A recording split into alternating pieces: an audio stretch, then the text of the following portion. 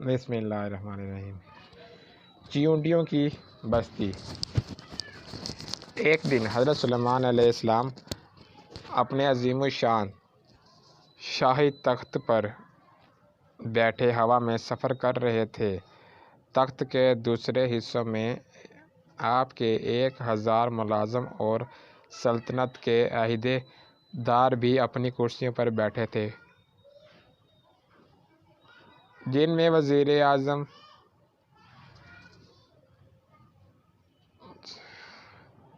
برقیہ بھی شامل تھا۔ تمام جن درخت کے گرد ادب سے کھڑے تھے اور فضا میں اڑنے والے پرندے تخت پر اپنے پروں سے سایہ کیے آ رہے تھے۔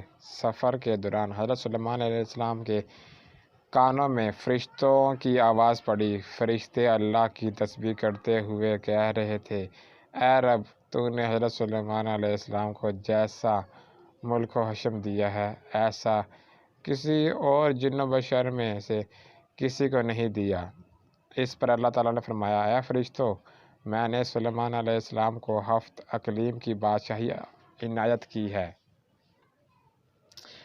اور اس کو نبوت سے سرفراز کیا ہے، لیکن سلیمان میں غرور و تکبر بالکل نہیں ہے۔ اگر ایسا ہوتا تو میں ان کو ہوا پر لے جا کر زمین پر ڈال دیتا اور پھر ان کو نیست و نابود کر دیتا۔ حضرت سلیمان علیہ السلام نے یہ کلام سنا تو فوراً اللہ کے حضور سجدے میں گر گئے اور ان کی نعمتوں کا شکر ادا کرنے لگے۔ ہوا نے ان کے تخت پر زمین پر اتارا جہاں چیونٹیوں کی بستی تھی۔ تخت سلیمانی کو دیکھ کر چیونٹیاں خوف زدہ ہو گئیں۔ اس واقعے کا تذکرہ قرآن پاک میں اس طرح ہے، یہاں تک کہ جب پہنچے سلیمان چیونٹیوں کے میدان پر تو کہا، ایک چیونٹی نے، اے چیونٹیوں، گھس جاؤ اپنے گھروں میں تاکہ تم کو نہ پیس ڈالے سلیمان اور اس کا لشکر، اور پھر ان کو خبر نہ ہو۔ یہ چیونٹی اپنی قوم کے سردار یعنی شاہ مور تھی۔ اس کی بات سن کر حضرت سلیمان علیہ السلام مسکرائے اور انہوں نے شاہ مور کو اپنی ہتھیلی پر رکھ کر پوچھا، اے شاہ مور، تم نے اپنے لشکر سے یہ کیوں کہا کہ سلیمان آتا ہے تو ہم اپنے غاروں میں گھس جاؤ؟ تم نے اس سے پہلے میرا کیا ظلم دیکھا ہے؟ شاہ مور نے کہا، اے نبی، ہم نے آپ کا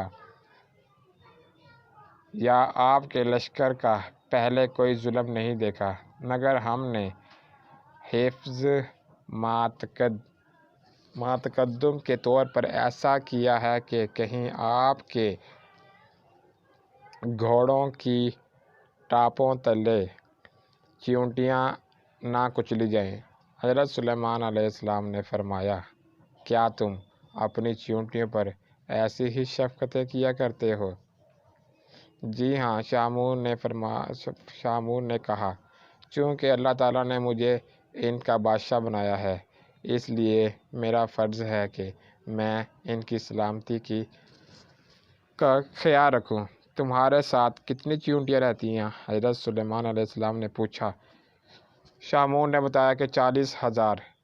اس پر حضرت سلیمان علیہ السلام نے پوچھا، تمہاری بادشاہی بہتر ہے یا میری بادشاہت؟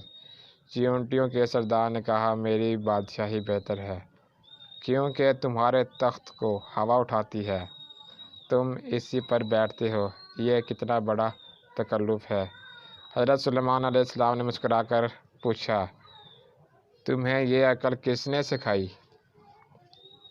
اے سلیمان رضی اللہ تعالیٰ عنہ، جس اللہ نے تمہیں عقل عطا فرمائی، اسی نے ہمیں عقل سے نوازا ہے۔ شاہ مور نے جواب دیا، اگر آپ اجازت دیں تو میں آپ سے چند مسائل پوچھوں؟ پوچھو، کیا پوچھنا ہے تمہیں؟ حضرت سلیمان نے کہا۔ شاہ مور نے کہا، اے سلیمان علیہ السلام، تم نے اللہ تعالیٰ سے سوال کیا تھا اے پروردگار مغفرت کر میری اور بخش مجھ کو، ایسا ملک کہ نالائق ہو کسی کو میرے پیچھے تو ہے سب سے بخشنے والا۔ اے سلیمان تمہارا اس سوال سے حسد کی بو آتی ہے، جبکہ حسد کرنا پیغمبروں کی شان کے خلاف ہے۔ تمہیں یہ بھی اچھی طرح معلوم ہے کہ خداوند سارے جہاں کا مالک ہے، وہ جسے چاہے بادشاہی دے اور جسے چاہے نہ دے۔ تو بڑی دانا اور عقل مند ہے، تو بڑی دانا اور عقل مند ہے۔ حضرت سلیمان نے کہا۔ شامون نے کہا، اے اللہ کے نبی، تم بھی اپنی رعایا کی نگرانی کرو اور اپنے عدل و انصاف سے رعیت کو خوش رکھو، ظالم سے مظلوم کا حق دلواؤ۔ میں تو بیچاری ضعیفہ اور مسکین ہوں، پھر بھی اپنی رعایا کی ہر روز خبر لیتی ہوں اور ان کا بارہ اٹھاتی ہوں تاکہ کوئی بھی کسی پر ظلم نہ کر سکے۔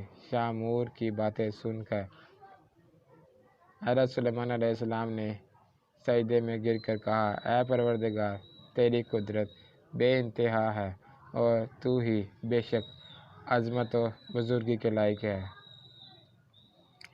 قرآن کریم کی سورت میں ارشاد باری تعالیٰ ہے، اور جنوں میں سے وہ تھے جو اس سلیمان کے سامنے خدمت انجام دیتے تھے اس کے پروردگار کے حکم سے، اور جو کوئی ان میں سے ہمارے حکم کے خلاف ورزی کرے ہم اسے دوزخ کا عذاب چھکائیں گے۔ وہ اس کے لیے بناتے تھے جو کچھ وہ چاہتا ہے، قلعوں کی تعمیر، ہتھیار اور تعویر اور بڑے بڑے لگن جو حوضوں کی مانند تھے، اور بڑی بڑی دیگیں جو اپنی بڑائی کی وجہ سے ایک جگہ جمی رہی۔ اے آل داؤد شکر گزاری کے کام کرو اور میرے بندوں میں سے بہت کم شکر گزار ہیں۔